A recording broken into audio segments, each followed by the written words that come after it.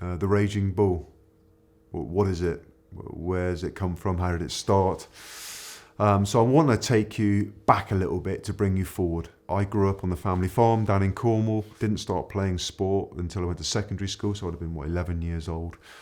Played all sports, footy, cricket. Cricket was actually my first love at school, and something which I fell in love with. Wasn't particularly good at it, but I enjoyed playing it. Came across rugby. Just found a sport which suited me, and I fell in love with the game. No sporting history in my family. Just wanted to go farming really as a kid. Wanted the best dairy herd of cows in North Cornwall. That was my ambition for life. I played as an amateur, done the age group thing, and progressed, and just really enjoyed the game, enjoyed the camaraderie. To cut a long story short, got offered a pro contract. Didn't know what that meant. No one really knew what that meant, but I just went with it. Sort of surfing the wave really, and thought, right, I'm in the right place at the right time. 19 years old. Wow, this is amazing. I'm on a great journey. Then things progressed. I got asked to play, and I suppose this ultimately where the name Raging Bull comes from. And I got asked to play for this invitational team, and it was I was due to play, so as a tight head prop being number 3, I pack against that number 1. The guy's name was called Mark Allen, and he was called the Bull. He was from Taranaki in New Zealand, and people used to moo when he ran on the field. And the question was asked on Sky Sports, how's the young farmer boy going to get on against the Bull? And Sir Clive Woodward now, back then, said, we've got our own bull, the Raging Bull. And kind of that was how it was born. Then I had to live up to it. But I enjoyed that. I enjoyed the challenge. I am different. I am hugely proud of where I come from. There's no privileged background here. I had to fight for everything that I've ever had.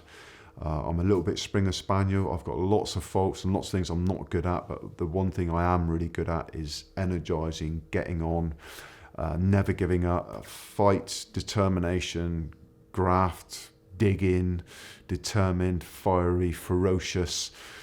God, I'm a bit of a fighter. I don't want that to scare you, but that's ultimately my background. So when you think about Raging Bull and why it started, that name, then people said, what are you going to do? And I said, about a brand. Yeah, of course, the sports kits. And people said, oh, no, you couldn't do that. Well, we did. And then it probably got to mid-2000s where I kind of suppose that to really be serious about brand, you need a lifestyle.